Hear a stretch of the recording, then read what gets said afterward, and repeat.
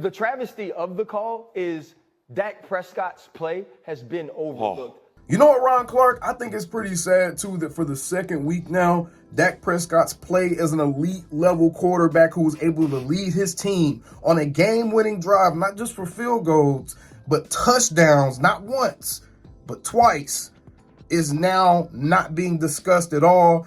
And for some reason, his MVP candidacy is being taken lightly by everyone except for the sports books in Vegas, it seems, because all the talking heads and all the media personalities just completely have, for some reason, eliminated Dak Prescott from the MVP conversation just off of that one bad game in Buffalo. If that's the case, why are we still talking about Christian McCaffrey as an MVP? Lamar Jackson is literally less impressive than Dak Prescott in every statistical category. Not only that, but Dak Prescott does not have the benefit of having probably the best defense in the NFL, helping him get short fields, turnovers, and putting points up on the board at the same rate that the Ravens are as well. Yes, the Cowboys defense is generating turnovers, but Dak Prescott is overall being asked to do more for his team than Lamar Jackson is asked to do. I think we can make a very firm case that Dak Prescott to CeeDee Lamb is the best quarterback to wide receiver duo going into the playoffs. Y'all see what I'm saying, bro? Dan Orlovsky, he cannot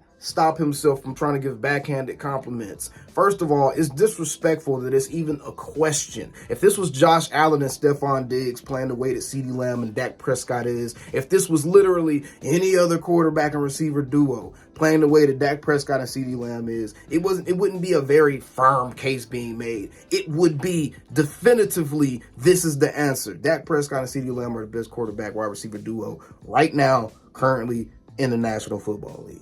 Stop it, Dan Orlovsky. That was not the case last year when it came to Dak and heading into the playoffs. There was not a lot of confidence.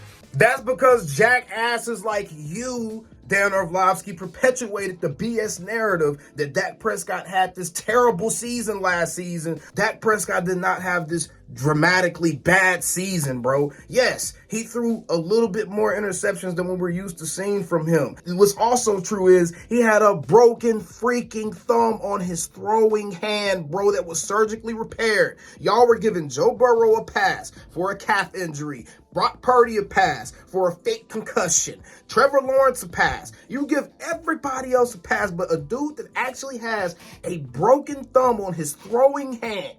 And even though all his other numbers were still pretty damn good last season in 12 games played, it was a bad season because of the turnovers that were being had. I better hear you say the same thing about Josh Allen. If 15 interceptions in 12 games is bad, 20 plus turnovers in 16 to 17 games should be terrible.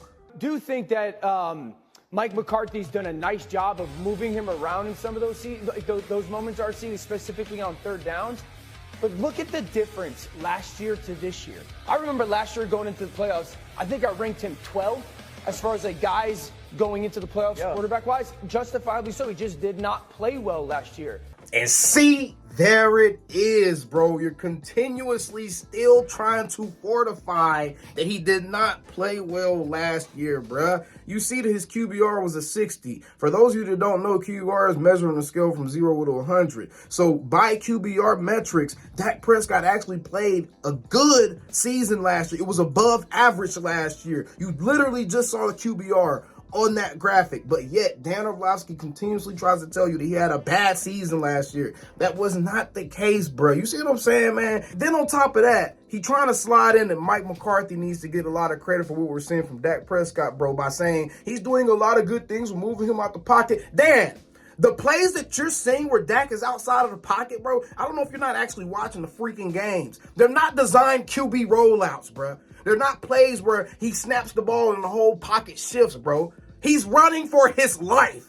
That's nothing to do with Mike McCarthy moving no damn pocket, bro.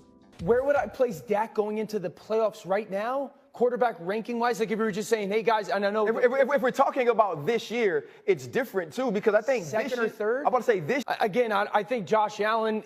Josh hasn't played great over the last 2 or 3 weeks. Yeah. Stafford and his connection there. And see, there it is, ladies and gentlemen. Dak Prescott cannot get any credit without someone trying to shoehorn players into a discussion that has no business being there, bro. There's no way you're taking 2 or 3 quarterbacks before Dak Prescott this season. I don't know what it is so hard for you to say. Yes, he's playing the best quarterback position in the National Football League, but you know what?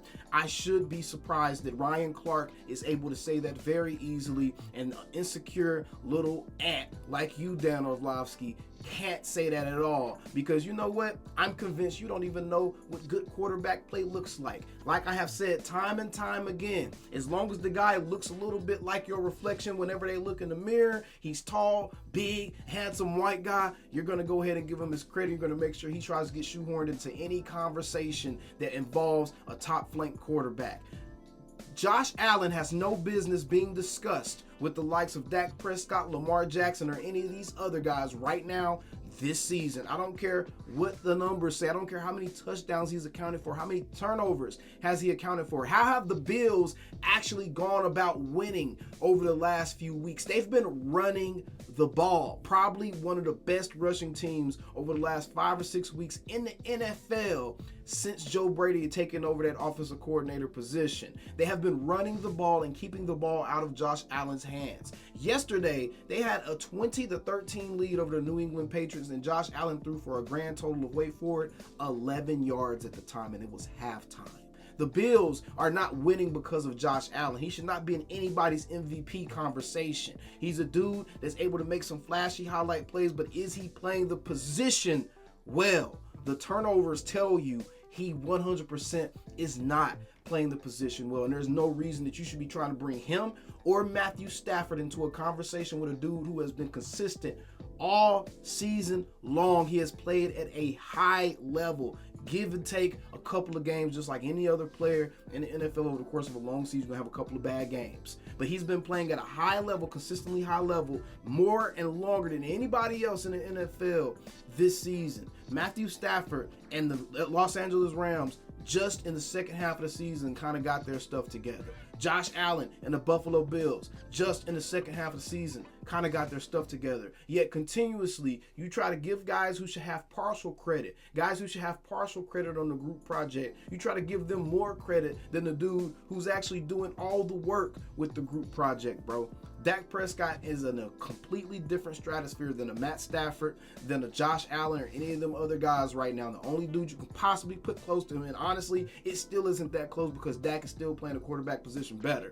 Lamar Jackson's the only dude whose name this season should even be brought up in the same conversation it was Dak Prescott is doing in the NFL this year. And if you look at the raw QBR numbers, meaning these are just the raw numbers based off of what these quarterbacks are doing on the field, regardless of who the opponent is, Dak Prescott has the highest raw QBR in the entire National Football League.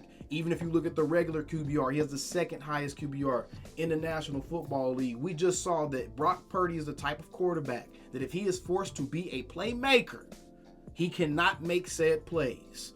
If he is forced to be a playmaker and he cannot play within the rhythm of that offense, and once he drops back, he cannot just let that ball go, and he's forced to actually have to make plays.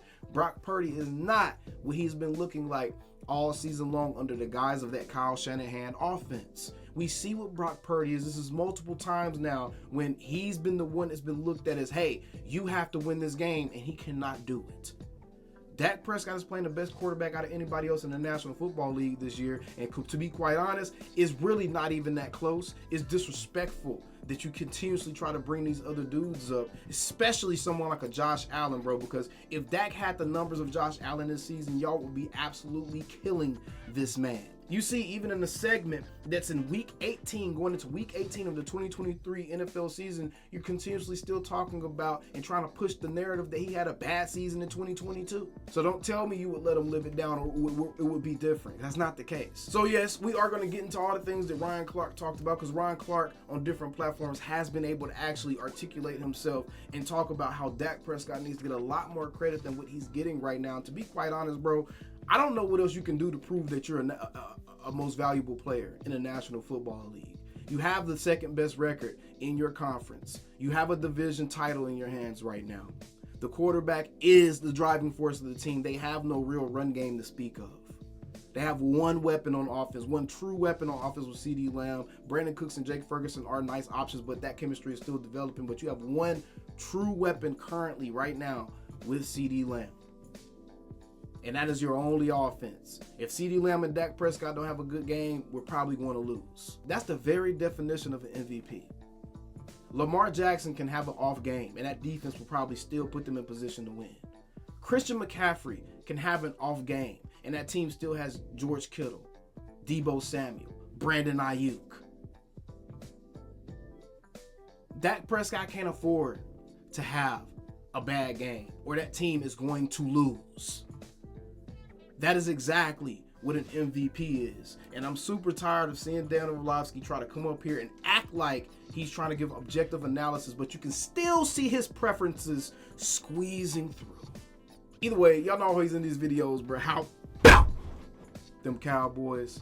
I'll see you on the next one. Take it away, Pastor. It's gonna be a long weekend. Calling me, texting me, paging me, asking me, am I still them boys? Y'all usually check on me. Listen. I'm still them boys. Hey! Woo!